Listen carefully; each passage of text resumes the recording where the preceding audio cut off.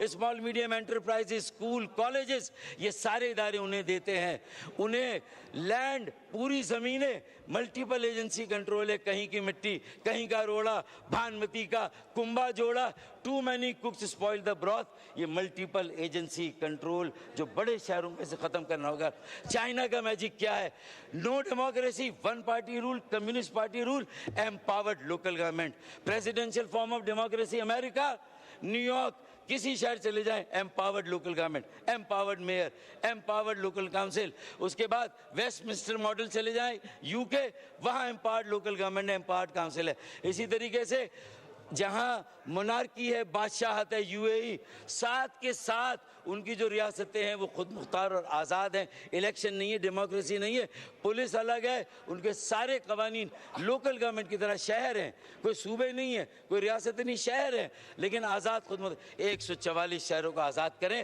یا تو اتنی آبادی ہو گئی ہے کہ نئے صوبے اور نئے انتظامی یونٹس بنائیں. اتنی بڑی آبادی کا بوجھ ایک وزیر اعلیٰ، چاہے سندھ کا ہو، چاہے پنجاب کا ہو، چاہے کے پی کے کا اور بلوچستان کا بھی ہو، شاید اتنی بڑی آبادی کا بوجھ نہیں سہار سکتا، نہیں لے سکتا. اتنے لاکھوں اسکولوں کا حساب، اس کا جواب نہیں دے سکتا. یہ اختیارات میئر کو، ٹاؤن چیئرمین، تحصیل کے چیئرمین، یو سی چیئرمین کو دینے ہوں گے. اسپیکر صاحب، یہ فائر فائٹنگ سے لے کر یہ ایم کیو ایم پاکستان کا جو آئینی ترمیمی پیکج، اس کو 28ویں ترمیم کا حصہ بننا چاہیے. یا وہ ہو اور وہ بھی ہو، اور اس کے ساتھ ساتھ نئے انتظامی یونٹس پہ بات ہو. انتظامی یونٹس بننا، 140 کے تحت اختیارات دینا، اسپیکر صاحب، یہ کوئی جغرافیہ کی تقسیم نہیں، اللہ نہ کرے یہ ملک کی تقسیم نہیں، یہ انتظامی تقسیم ہے. اسپیکر صاحب، یہ وسائل کی تقسیم ہے، یہ انصاف کی تقسیم ہے. اسپیکر صاحب، یہ فیصلہ کرنے کی، اقتدار کی یہ تقسیم ہے، لوگوں کی دہلیز تک انہیں اپنی تقدیر کا مالک بنانے کا عمل ہے. اسپیکر صاحب، اس کو سیاست کی نظر نہ کریں. اللہ کے واسطے اس پاکستان کو آگے بڑھنے دیں. شہر کراچی کو اس کا کردار ادا کرنے دیں. اسپیکر صاحب، یہ جو حکومتیں ہیں انہیں سمجھائیں کہ سنجیدہ ہو کر ان مسئلوں کو دیکھیں. ایک ہمارے پاس ایکسپیرینس ہے، بولٹن مارکیٹ نظر آتش زنی کا واقعہ ہوا تھا. شوکت ترین صاحب پیپلز پارٹی کے وزیر خزانہ تھے.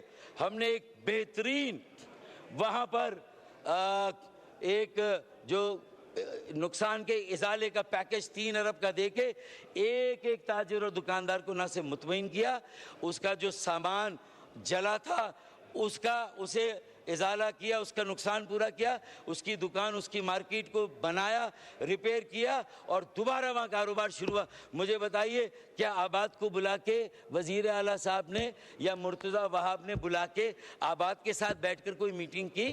ساری بینکوں کے کنسورشیم کو بلا کے کوئی میٹنگ کی کہ بھئی یہ کیسے بنے گا؟ کوئی ایس بی سی اے کے جو آپ کے انجینئرز ہیں ان کو بلا کے کہ یہ کتنی مخدوش ہے، پوری گرے گی، گرنے کے بعد کیسے بنے گی، اس کی کوئی آپ نے اس وقت تو آپ کو وہ میٹنگ کرنی چاہیے. اور آپ 24 گھنٹے کے بعد پہنچ رہے ہیں.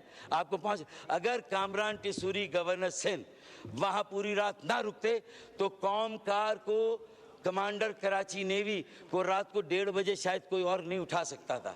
انہیں جگایا اور ان سے کہا کہ یہ التجا ہے ہماری کہ گل پلازا کو بچائیں. تو رات کو جو 20 لوگ جو ہے وہ زندہ باہر آئے، وہ اس حصے کی آگ بجھی تو وہ لوگ باہر آئے.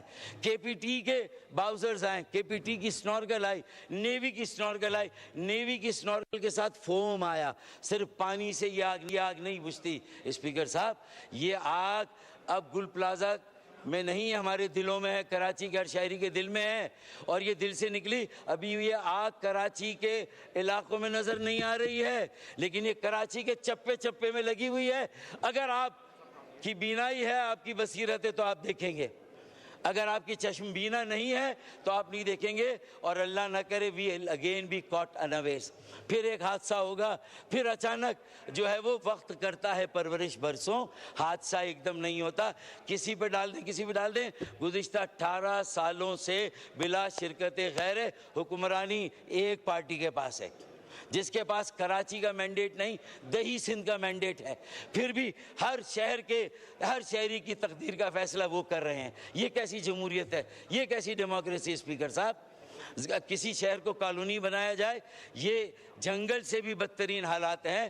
SOS کال ہے، اس کا نوٹس لیں، گل پلازا کی آگ بجھائیں، تحقیقات کریں، اعلیٰ سطحی جوڈیشل تحقیقاتی کمیشن بنائے، تنظیم انجمنوں تاجر انجمنوں کے ساتھ بیٹھ کے SOPs بنائیں، اپنی اسٹینڈنگ کمیٹیوں کو فعال بنائیں، پیکیج کا مناسب انتظام کریں، اور کراچی چیمبر آف کامرس کو تنظیموں کو بورڈ پر لے کر جو ریپیئر کا کام ہے، دوبارہ مارکیٹ کو بنانے کا، عمارت کو، اور جو نقصان کا ازالہ کر رہا ہے، اس کے لیے کراچی چیمبر آف کامرس اور جو متعلقہ یہ جو تنظیمیں ان کو جو ہے اپنے ساتھ ملائیں۔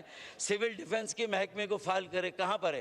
ریسکیو کے لیے کوئی سول ڈیفنس کا محکمہ نہیں ہے، اسے فعال کریں اسپیکر صاحب، اس کے لیے جو ہے آپ اپنی کوششیں کریں۔ سو موٹو نوٹس لے، اس میں ہمیں یہ موو کرنے کی ضرورت نہیں تھی۔ مجھے اچھا لگتا اگر یہ بحث یہاں شروع ہوتی، ہم آتے اور ہم اس میں حصہ لیتے، لیکن بہرحال دیر آئے درست آئے، اللہ کرے اب ہم کراچی کو اپنی قومی پالیسیوں میں ترجیح دیں۔ وہ واحد قومی شہر ہے، کراچی بچے گا تو پاکستان بچے گا۔